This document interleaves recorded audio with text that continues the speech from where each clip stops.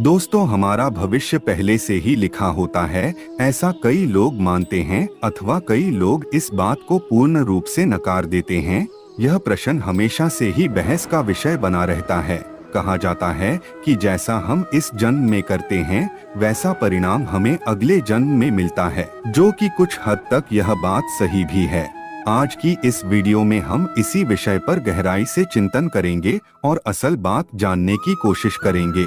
कुछ पौराणिक कथाओं और शास्त्रों की सहायता से इस बात को समझने की कोशिश करेंगे कि वाकई भविष्य पहले से ही लिखा होता है या फिर हमारे कर्म हैं जो हमारे भविष्य की धारा को सुनिश्चित करते हैं।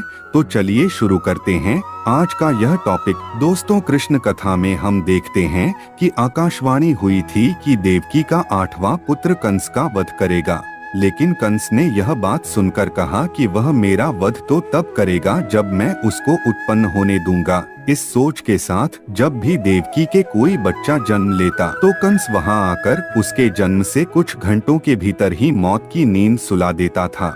लेकिन जब देवकी के 8वें पुत्र की बारी आई तो विधि विधान के साथ जन्म भी लिया और बाद में कंस का वध भी किया। ऐसा इसलिए हुआ क्योंकि कंस की मृत्यु की भविष्यवाणी हो चुकी थी। साथ ही कंस के जन्म से ही लिख दिया गया था कि उसकी मृत्यु कैसे होगी और किसके हाथों होगी। यही नहीं दोस्तों, इस संसार में जो भी मनुष्य जन्म लेता है उसके बारे में भविष्य पहले से ही लिख दिया जाता है। मनुष्य का जन्म कैसे होगा, कौन सी जगह होगा और उसके जीवन में कौन कौन सी परेशानियां आएंगी, यह सब विधि का विधान है और इसे चाह कर भी नहीं बदला जा सकता। इसके साथ ही आपको यह बता दें कि कई ऐसे पौराणिक शास्त्र एवं ग्रंथ मौजूद हैं जिनमें कई महापुरुषों के भाग्य पहले से ही लिखे होने के प्रमाण मिलते हैं। जैसे हम रामायण में देखते हैं कि यह पहले से ही तय था कि भगवान श्री राम को 14 सालों का वनवास मिलेगा, अर्थात इसके पीछे का कारण भगवान श्री राम के हाथों रावण का वध होना था। इससे आप ही सोचो कि अगर माता कैकेयी मंथरा के बहकावे में ना आती, ना ही श्री राम को माता सीता के साथ वनवास के लिए जाना पड़ता, तो सोचिए रावण का वध श्री राम के हाथों कैसे संभव होगा।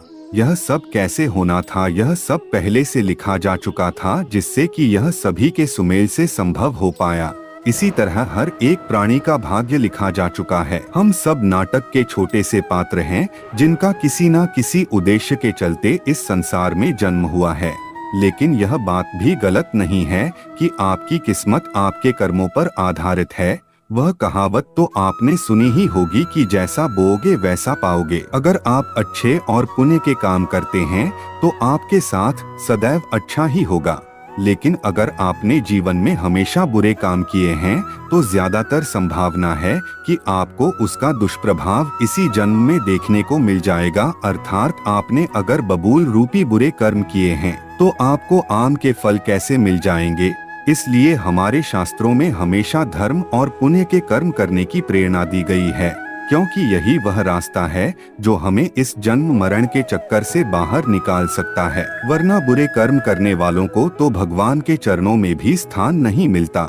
यही नहीं दोस्तों, तुलसीदास जी ने भी इस बात को स्पष्ट रूप से एक चौपाई में कहा है कि कर्म ही प्रधान है, यानी कि जैसा मनुष्य कार्य करेगा वैसा उसे फल मिल जाएगा। इसी के साथ एक यह बात सामने आती है कि पांडु पुत्र अर्जुन के हाथों कर्ण का वध हुआ था।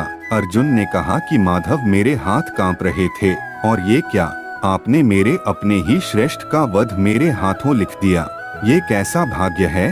तो इस पे श्री कृष्ण ने कहा, हे पांडु पुत्र, मैं कौन होता हूँ किसी मनुष्य को प्रारब्ध देने वाला, ये तो करनी का फल है। जिस तरह उसने जीवन में कर्म किए उसे उसके फलस्वरूप परिणाम मिल गया।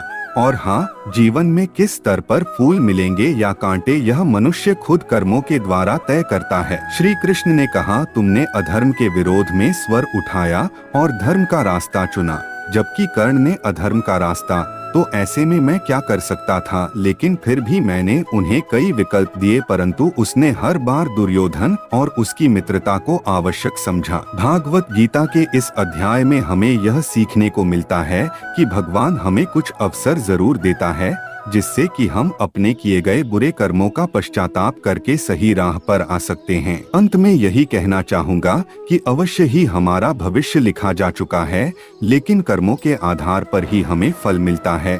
और हम अगर अच्छे कर्म करेंगे तो जीवन को शांतिपूर्वक सुख समृद्धि प्राप्त करते हुए व्यतीत करेंगे। अन्यथा बुरे कर्म करने पर तो इसी जन्म में ही हमें उसके दुष्प्रभाव देखने को मिल जाएंगे और उसका प्रभाव निश्चित रूप से अगले जन्म पर भी पड़ेगा।